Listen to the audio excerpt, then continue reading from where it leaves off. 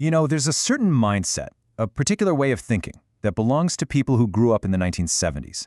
They were raised in a world that's, well, it's almost unrecognizable today. A world that forged a really unique psychology, and it shaped everything: how they love, how they work, and how they survive. And that's really what this is all about. It's not just about having different memories, it's a fundamentally different way of seeing the world. It's like their whole mental operating system was built on silence, freedom, and, yeah, a whole lot of unsupervised danger. So let's break this down a bit. The tools of childhood back then were all about exploration and independence, right? You had a bicycle, maybe a paper map if you were lucky, and that simple rule, be home by dark. The tools now, they're all about connection and constant monitoring. I mean, these two environments were just down to create two very, very different kinds of people. So how did this all start? Well, the foundation of this 70s mindset wasn't built in some classroom. Nope, it was forged out there, in the streets, in the woods, and in those long hours spent completely on their own. I mean, really think about this for a second. This wasn't neglect. This was just normal. It was a world built on trust and the assumption that kids were actually capable. This kind of radical freedom meant that when things went wrong, and they always do, there was no one to immediately call for help. And this created this kind of psychological loop, a sequence that when you repeat it thousands of times, it builds a muscle for self-reliance. It wasn't something they were taught in a lecture. It was something they lived, over and over and over again.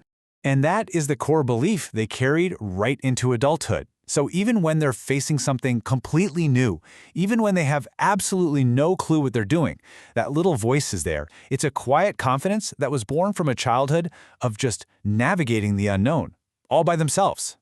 But, their childhood is only half the story. To really get this generation, you have to look at who raised them.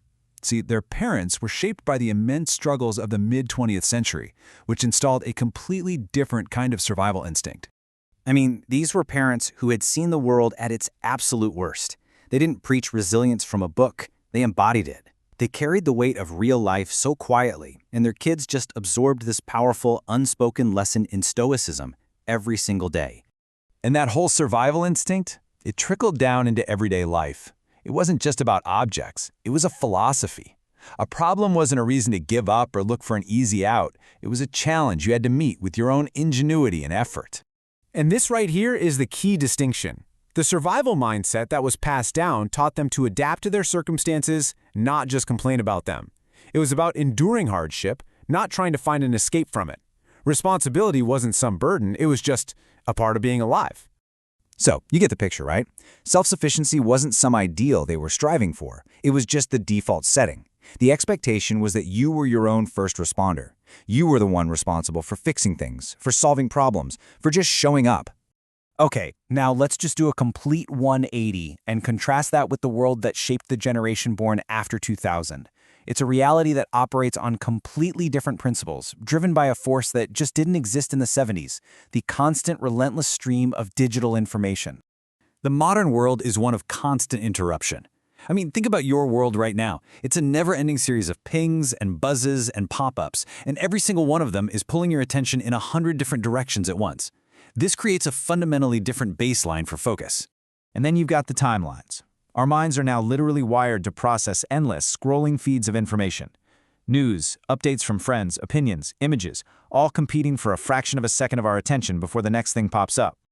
And with all that information comes this constant social demand.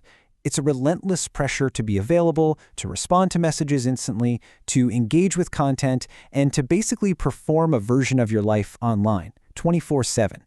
So you put all that together, the notifications, the timelines, the messages, and what you get is this persistent underlying pressure.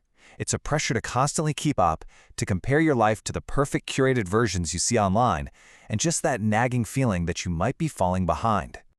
And to put the sheer scale of this change into perspective, check this out. The post-2000s brain processes more information in a single day than the 70s generation was exposed to in an entire week. The cognitive load it's immense. And of course, this isn't without consequences. This constant digital flood leads to a state of just being mentally drained and emotionally tired. The brain never gets a chance to be quiet, to be bored, to just be. Even when you're relaxing, you're probably scrolling, and that isn't rest. So, how does this all come together? Well, the 70s generation occupies this really unique historical position. They aren't just a product of the past, they are literally a link between two profoundly different eras. They are, in essence, what you could call a bridge generation. They remember a life without the internet, but they've totally adapted to a world that runs on it. They carry the memory of silence, yet they know how to navigate the noise of today. And this gives them this really unique, grounded perspective. They literally experienced a world that was slow, raw, and real.